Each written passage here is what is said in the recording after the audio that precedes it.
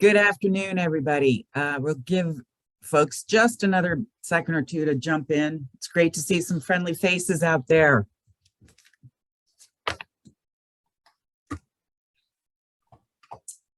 Lots to go through today. Lightning round style. Is it. All righty. Good afternoon. I'm Kim Coble. I'm the Executive Director for the Maryland League of Conservation Voters. Welcome to Friday Digest. And we have about 3 weeks left of the legislative session and things are happening quickly. However, we're hoping that today we can give you a quick overview of where our priority bills are. If you've been with us this session on these Friday calls, many of these will be familiar to you. We are going to do thumbnail sketch on everything. So if you need more information or have detailed questions, we'll have question and answer time. Just submit them through the chat at the end, and or Kristen Harbison, our political director, and I are happy to chat with you afterwards. So just give us a ring. So, and let me just say, it's going to be a lightning round here. We're trying to stay real organized to keep it simple. So bear with us here. So let's start with our first priority slide.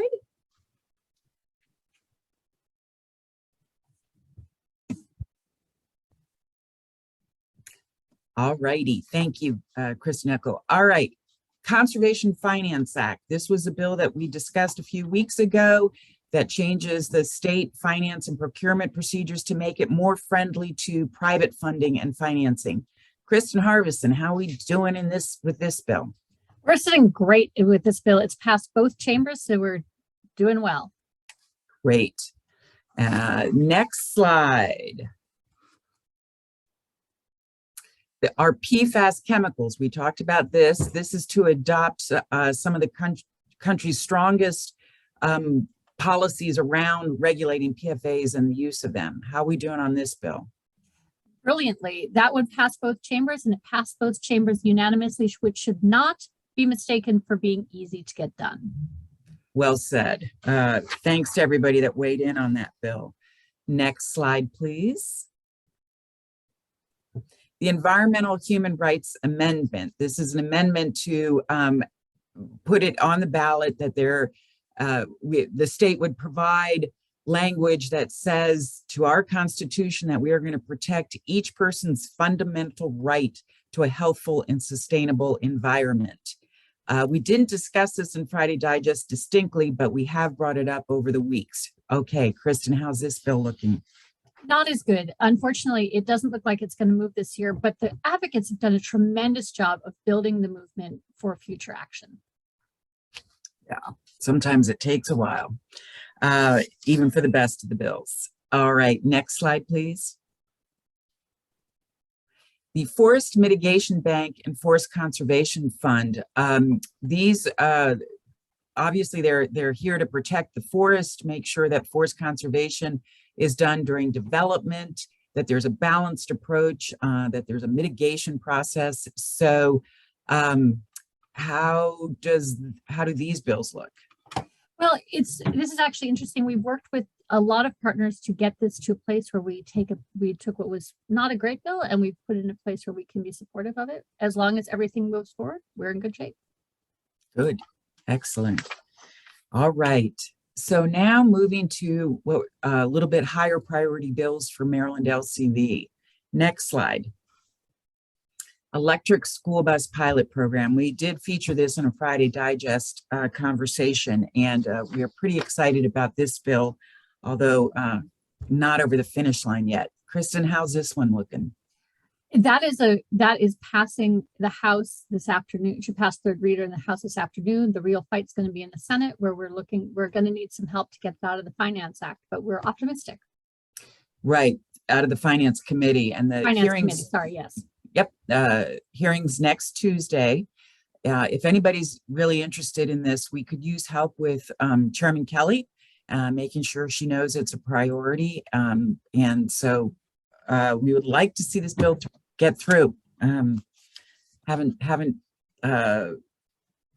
We feel moderately optimistic about that. We've got a lot of support on the committee. Yes, Yes. Need the chairman. All righty, next slide. Community solar energy generating systems. Our code words for this is the LMI bill. We had Lynn Heller on and talking about this bill specifically. I love this bill. It gives a property tax exemption to build community solar projects that serve 51% or more LMI, low to moderate income communities. So it's a great way to get solar access to low to moderate income communities. How does this bill look? This bill passed the Senate unanimously, which again should not be mistaken for being easy to get done. But we're also really optimistic that the cross file of that bill will pass the House. It should be voted out of the Ways and Means Committee this afternoon. So I think we're looking pretty good there too. Oh, that's great. That's great. Next slide, please. Justice 40. So last week, you remember our Director of Climate Policy and Justice, Rebecca Rear, was on. We talked a lot about environmental justice, what it means, what we're doing on it. This particular bill, Kristen, I noticed, has a high number. So tell us a little bit about where this bill stands. The advocates have done a lot of, the environmental justice community table has done a lot of work to get the definitions. When we can talk more about that, I think Rebecca mentioned it last week, so that the bill was in a really good position to move. It didn't have a hearing until the beginning of this week, which is really late. We're still hoping we might see some movement on it. And regardless, we've done a lot of good work to getting it to a position where we can do good work in the future, even if it doesn't reach the final finish line this year. It's still a good day's stop. A good work has been done this session. We just are looking for a couple votes. And we'll come back to this environmental justice discussion or topic in a minute. So the next group of bills we're going to talk about are all the climate bills. I want to take a little break in between here because we're going to spend next 10 or 15 minutes or so talking about climate. Kristen, can you describe for everybody, make sure everybody understands what crossover means, because we're coming up on it. Yes, and this is something that it's one of those words that it makes all the sense to people, those of us in Annapolis. It doesn't make any sense to anybody outside of Annapolis, outside of like the inner workings. This general session has 90 days. General Assembly session is 90 days. On the 69th day of every session is called crossover, which means that a bill has to have gotten all the way through one chamber before it goes to the second chamber. So all the work that you do for the first 69 days has to be replicated in the next 21 days to get it through the second chamber. So when I say that bills have passed, and a bill has to pass both chambers identically before it can go to the governor's desk. So even though, say, Conservation Finance Act has passed both chambers also have to vote on the other bill. So the House, right. The Senate has to vote on the House bill, the House has to vote on the Senate bill. And our job is to make sure that the bills stay identical and that there are no amendments that make things a little bit waffly or that change things in the end, because everything is still in play up until the point that it goes to the governor's desk. And even then, until it goes into law. And just as a piece of background, that's why often we will put the same bill in as a House bill and a Senate bill, so that each chamber has 69 days to have a good discussion and conversation about it. When a bill is pretty complicated, that's one way to do it. So Monday is crossover. The bills have to move to the other chamber to be really considered as moving forward. So that's why we're doing this check-in to see how things are. So thank you for that. And also for those listening, please use the chat if you have questions on the bills that we just discussed. And now we're going to jump into our big topic, climate solutions now. This is, just to refresh everybody, there was a Senate Bill 528. It passed the Senate on Monday night and is moving over to the House now. The House has had 3 bills that matched up to that one bill. So the Senate is this comprehensive bill. What the House did is to break the topics up into 3 different bills. And we are treating this now as kind of one conversation around climate solutions now. That's how the legislators are talking about it. What the final vehicle looks like in the end, we're not exactly sure, but that's almost a technical question at this point. So as we talk about it, we're going to refer to the bill, but really it's the group of topics. So as I said, it passed the Senate. There have been changes to what the bill, how the bill was originally introduced, and we'll talk about some of those changes. But if you, I want to impress upon you that as is right now, what passed the Senate is a remarkably significant bill when it comes to climate change. Next slide. These are the provisions that are in climate solutions now that basically went in the original bill and came out of the Senate intact. Might have been some tweaks here and there, but nothing significant. I'm going to just run through these really quickly. Ambitious reduction goals, including a net zero by 2045 goal, only goal like that in the country. State agencies have to consider climate change as they make decisions around regulations and actions moving forward. A green bank was created, and right now in the budget bill is $5 million to fund that green bank. A work group to look at how to make sure our workers can transition from the fossil fuel industry to the green economy. The creation of a climate corps, which is a job creation corps for young people. You 18 to 25-year-olds can spend a year working in the climate industry, and the state will facilitate that program. Requiring electric school buses be purchased starting in 2025, I believe is the year. Requiring the state fleet to be transitioned to 100% electric by 2030. A provision that in each school district over the next 10 years, I believe it is, there has to be one new school. If a new school is built, one of them has to be LEED certified. So it has to be a really green school. The creation of an energy hub, which is a clearinghouse of information, so people and businesses can find information on climate and how to be energy efficient and how to be electrify their systems, whatnot. The community solar LMI bill that Kristen mentioned is actually embedded in the climate solutions now. So it's a standalone bill as well as part of this because it is a climate solution. And then the state Empower program, which is the program that's funded through or administered through utilities to improve energy efficiency in buildings. The requirement to how much of the Empower program is, the percentage is increasing to 2.75% energy efficiency. So these are really significant programs, and each one of them could be a standalone bill. That's getting through. Did I miss anything, Kristen? Any key points? No, it's hard to imagine that all of those things could exist in one bill, but they do. And this is a really, really big deal. Thank you. So it's worth thanking your senators for getting these things through, and we can talk about that more later. Yeah. And for anybody that's out there that feels, if you hear anything regarding this not being a significant bill, there's reason to really push back on that sentiment. All right, next slide. So there are some areas in this bill that we're continuing to work on. I'm going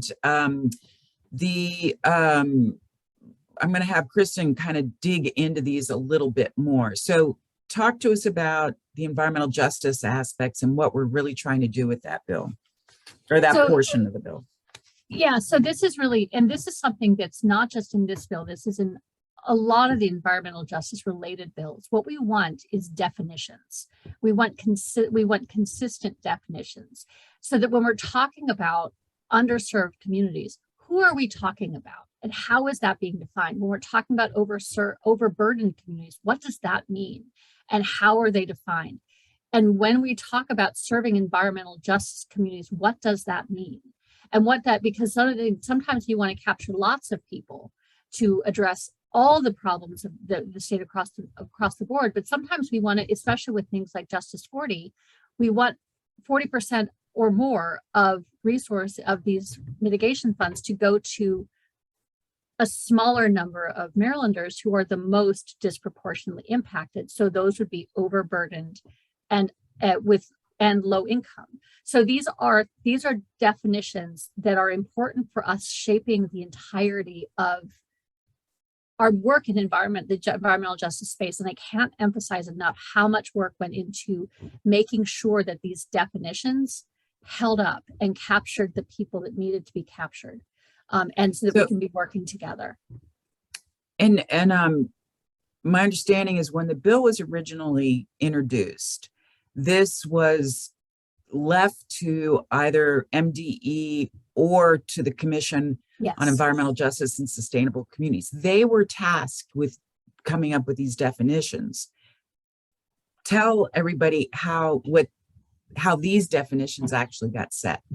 So there's a coalition, an environmental justice table of community members and experts who national experts in environmental justice law and policy, and statisticians and university, people, the best of the best, the smartest people on this subject who were focused in on doing this. And it's not to say that the Department of the Environment isn't capable of doing it. It's not to say that the Commission isn't capable of doing it, because obviously they are.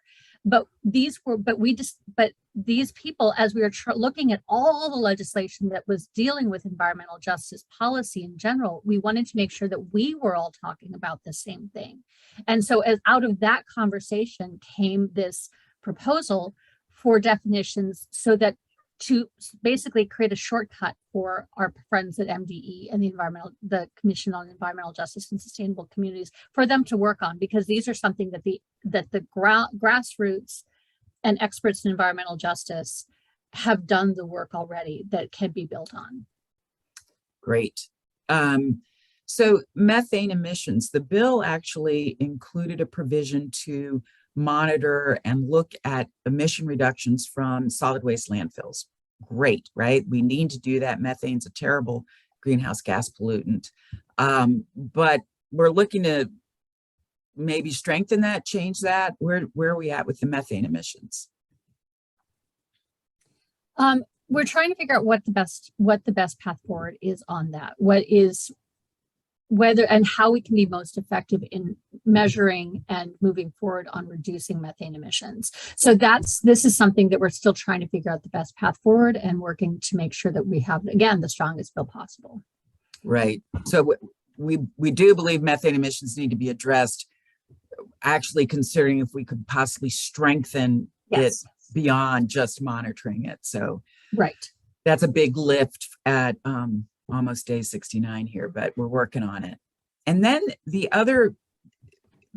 big controversy, I guess, around the bill has to do with buildings, which is a leading source of greenhouse gas emissions in Maryland. And there's buildings that are already built, existent, some historical, some old, some small, some large. And then there's new buildings. So the building emission performance standards are dealing with existing buildings, and it pertains to buildings that are 25,000 square feet or larger. And one of the big misinformation pieces out there that the utilities are putting out is that it's going to cost a homeowner $10,000 to implement this bill. Well, actually, this doesn't pertain to a single resident homeowner. Unless you own unless your house is larger than 25,000 square feet, this doesn't pertain to you. So these are large business buildings. And fortunately, these building emission performance standards are still in the bill. Those retain there. We are hoping to change the targets so that we can have a more of a ramp up towards it. And let's see, there's two parts to it. One is for state buildings, and for the state buildings, the bill says we want a 50% reduction in greenhouse gas emissions by 2030 and a net zero by 2035. This is really something to applaud because it's the state of Maryland saying, we're going to be leaders. We're going to be leaders in reducing emissions from the state buildings. And Kristen, this part of the bill is pretty non-controversial, isn't it? Yeah, I mean, I think that there's questions around the edges on some of these things, but as a general rule, I think everybody wants us to move in this direction. Then the bill says for non-state buildings, originally it said we wanted to reduce emissions by 40% by 2035. That's been amended to 30% by 2035. And what we're looking to do is to build in some year-by-year targets so that we can actually see some progress between now and 2035 and ensure there's progress between now and 2035. So that's what the building emission performance standard is about. Did I miss anything? No, and it's really exciting to have so much sort of collective momentum towards something that really puts us in a path of being, the eyes of the nation are watching us on this because they want to see what we can do so that they can see what they can do. Next slide, please. And this is the last one on climate. The big controversy in the bill originally said that new buildings for water and space heating needs have to be met without fossil fuels. So we have to electrify our buildings, right?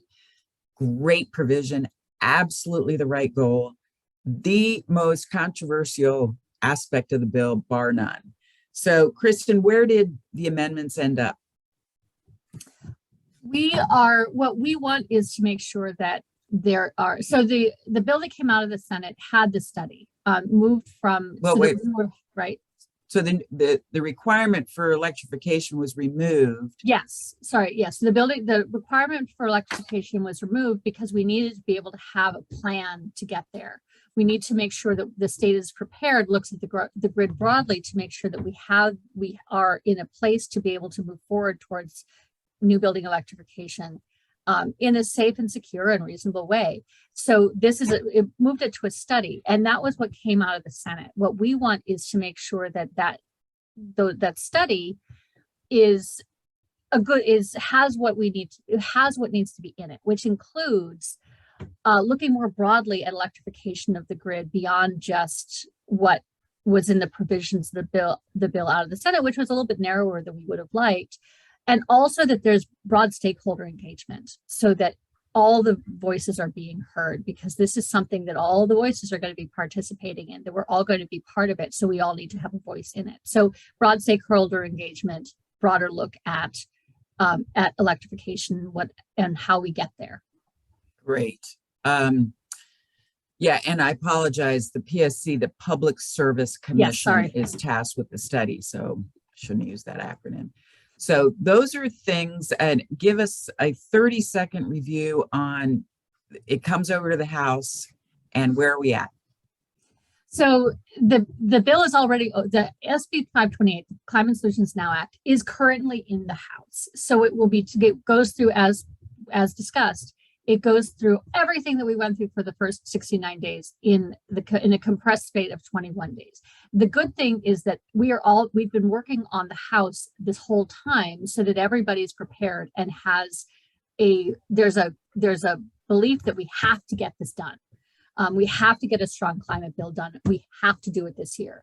And so they're all talking. So what has to go through, just sort of mechanically, what happens is that it will go through its committee assignments in terms of, it goes through probably economic matters and environment and transportation, and then it will go to the floor through second reader and then third reader, which is just the stages of what happens for any bill.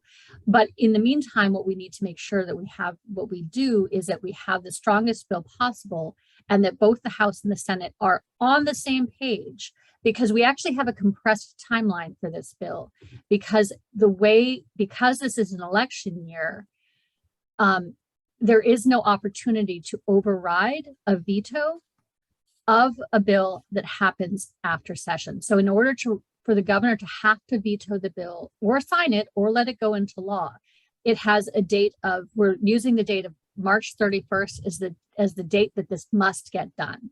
because then it goes to the governor's office and he has to either sign, veto, or let it go into law during the course of the same session. And then the General Assembly, if there is a veto, they would have to override it again during the same session. If it happens after that date and the governor vetoes it, then we have to start all over from scratch next year. So needless to say, 3 weeks left and, probably about 3 months of work to get done. Let me hit one of these questions head on. Yes, for those of you in Senator Ferguson's district, absolutely have a request for you. Thank him. Yes. There is no doubt about it that without his leadership, that Senate bill wouldn't have gotten through. And I'm happy to help you write the email or contact him, but thank you, President Ferguson, for your leadership on climate solutions now. You just can't say it enough. So let's see. There's a question about. I would actually just say there were 32 members of the Senate who voted for this bill. And so if you are in the district of any one of those 32 members, thank them too, because this was a big deal and it was a lot. And so we want to make sure that they know that their vote is appreciated, that we are very grateful for their path, because we need every single one of those votes to move forward. Yeah. Let me also introduce really quickly my colleague, Laura Wood. She's the Director of Development for Maryland LCV. And we are doing some crazy, awesome work, and we can't do it without you. So Laura? Hi, thank you. I'm Laura Wood. I'm the Development Director. So you've heard from Kim and Kristen today on the importance of these bills and their state of play. And with just days remaining before crossover, we've got a big need. It's all hands on deck. We're undertaking all kinds of efforts that we're calling our climate campaign and incurring expenses to support the strongest possible climate bills. We're doing patch through calls to our targeted legislators. These cost $20 each. And with overwhelming support to flood their lines, those costs add up. Just like we're also combining that with other grassroots outreach tactics, we're power mapping to see who else influences our targets and activating those members. We are doing paid ads. We're developing really creative, engaging videos, so stay tuned for those. You'll see us on social media in a way you've never seen us before, and much, much more. So all of that together combines our climate campaign, and the expenses for them are totaling $100,000. LCV National recognizes the importance of what we're doing here in Maryland as for the country. And they've invested $75,000 in us to build our capacity to push these bills through. And we're just so excited about that. The ask, though, there's a big but. We have to raise $25,000 from Maryland residents. National really wants to see Marylanders like you have skin in this game and to really help us move the needle on these important bills. So far in our campaign, we've raised $8,858 from 65 generous donors, including 25 first-time brand new gifts.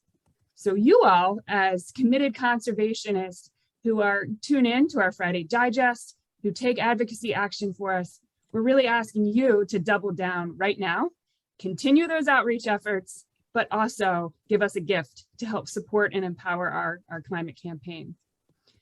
The deadline is Monday, so we need your help now. We have 3 short days to raise that remaining $16,000 to meet that match.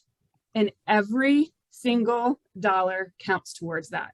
For every dollar that you give, National is matching that with $3. So that means for a $20 gift, that will add $60 to our climate campaign. So the question is, will you give a gift today to support Maryland LCV in our climate campaign? So the link to make an online donation now is in the chat, and I look forward to working with you. So thank you. Thanks, Laura. And we're going to understand at 12:30 sort of the time that this ends. Given everything we've done and put forward Chris and I are going to stay on for a couple more minutes just to kind of hit some of these questions head on. And if you have to go, thank you very much for joining us. Definitely check our website out, make a donation. But if you don't, let's kind of have a chit chat on all the bills that we presented there. So let's see, what do we have? Can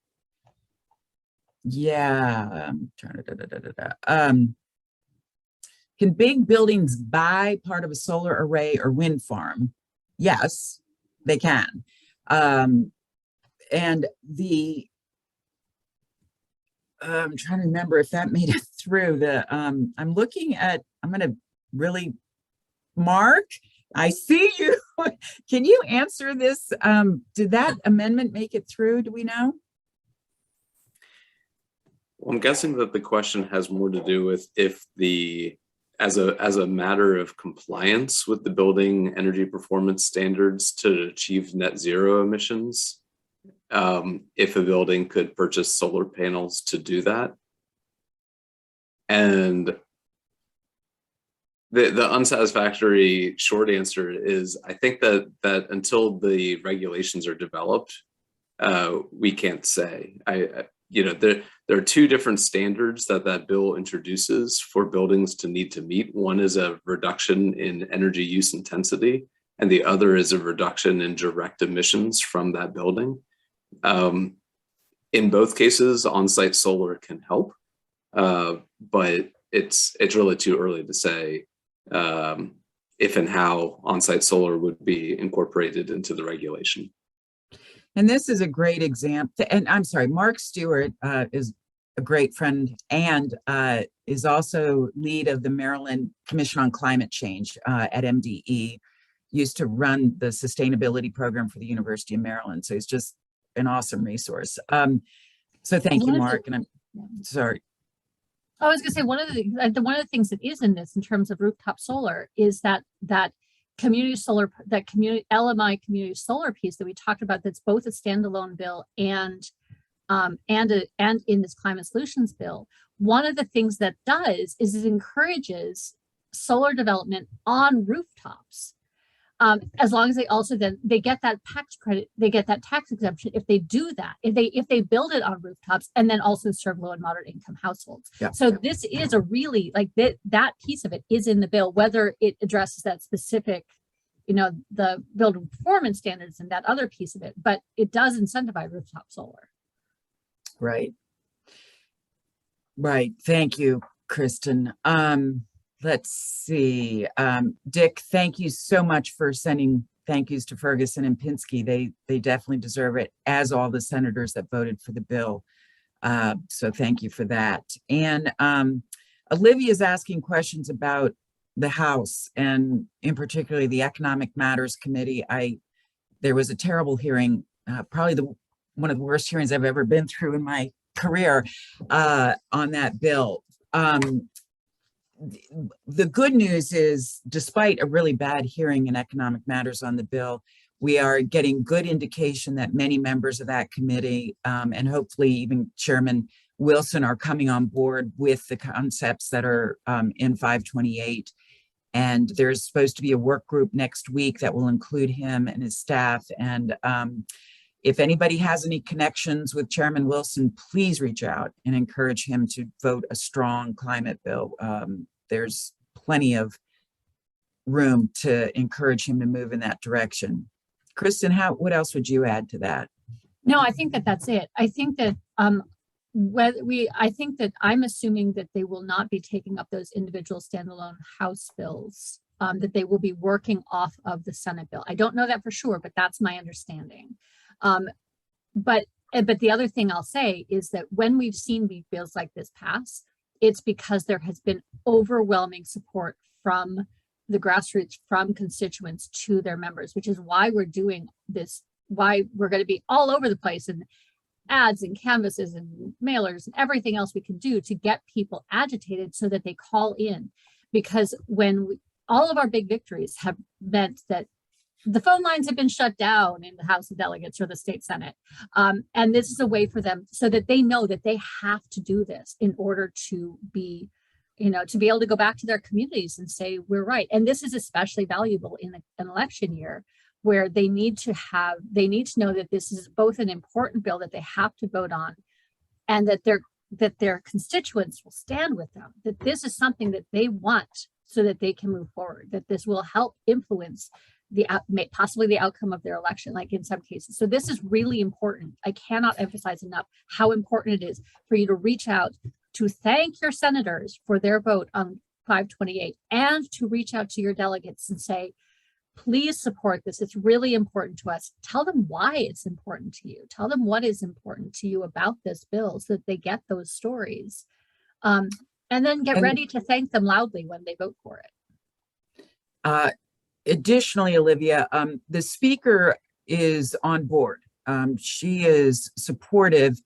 Again, we're not taking that for granted. 3 weeks is a long time and a short time in the legislative world. So if anybody has connections with Speaker Jones, please encourage her support, thank her for her leadership. But right now, she's letting the bill move forward. We haven't had any indication that that's anything other than support. So we're hoping that continues as well. Both she and the Senate President have been very consistent in all their public messaging that this is important, that they get a strong climate bill through, and we're holding them to it. The House climate bills look as if they're going to get parked and they're going to work through the Senate bill as the vehicle. However, Kristen and I met with Chairman Barve 2 days ago, and I think he's going to bring some language over, so it'll be a combined end product. Let's see. There's still a lot of work left. There's still a lot of work left to do and a lot of details to make sure that are right. Okay, great question. Oh, look at my team, best team. So yes, social media, please keep this amplified. We're, as Laura and Kristen have indicated, we are really pouring a lot of resources into publicizing and flooding the airstreams and the post streams and the electronic and digital and everything on this bill. So anything you can do to amplify, do it. If you need our help or connections, just contact us and we'll get you focused. But there's tags and hashtags and whatnot there. Danny Lipinski can help get you oriented if you need it. Yeah, Linda, thank you. It was a party line vote, which was really disappointing for a lot of reasons. So I don't know what else to say. I agree with you. Should we even waste our time and effort on my totally Republican local guys? We have somewhat, my local group has done some work on that. We did get Senator Hershey to vote yes on the community solar because it didn't offend anybody, I guess. So Linda, I think it's even more critical for you to contact them, even though they may not vote for it, but they'll never vote for it if they don't think it matters to their constituents. And I think a really important message for them to hear is that not only am I one of your constituents, but I vote and I watch how you vote.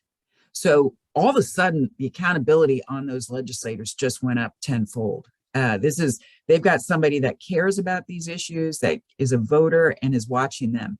So keep the pressure on. I know it's discouraging because they don't often do the action you need them to do. Just double down on the pressure. Right. And we're seeing some encouraging movement from some Republicans on environment.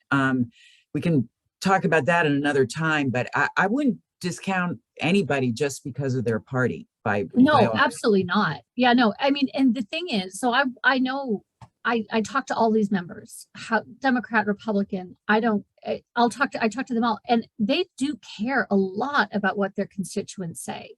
They care a lot about what their constituents say. The Eastern Shore members listen to Eastern Shore residents when they say, I care about this.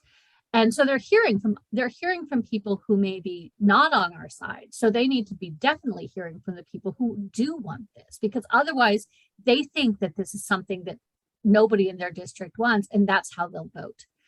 It's really, really important that they know that this is not, that this is something that everybody in their, that people in their district really want, and why.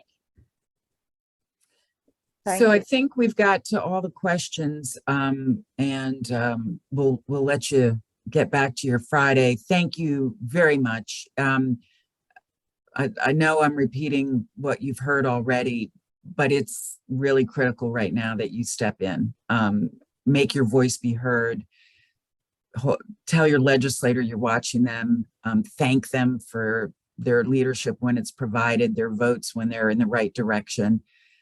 These are, you know, they're people. They want to know that that their work is appreciated. So definitely keep that in mind. And we had a all hands on deck staff meeting this week, actually earlier today, and I had a chance to thank the team at Maryland LCV. And you know, I'll be honest, I've been doing this work for a long time, and I have never seen such a great, organized, efficient group working at the same goal. I'm really, really proud of the work we're doing right now, and we would love to have you invest in our work and what we're trying to achieve. So we look forward to hearing from you. We'll see you next Friday for Friday Digest. And in the meantime, have a great weekend, and thanks again. Bye now. Thanks, everybody. And shout out to my dad.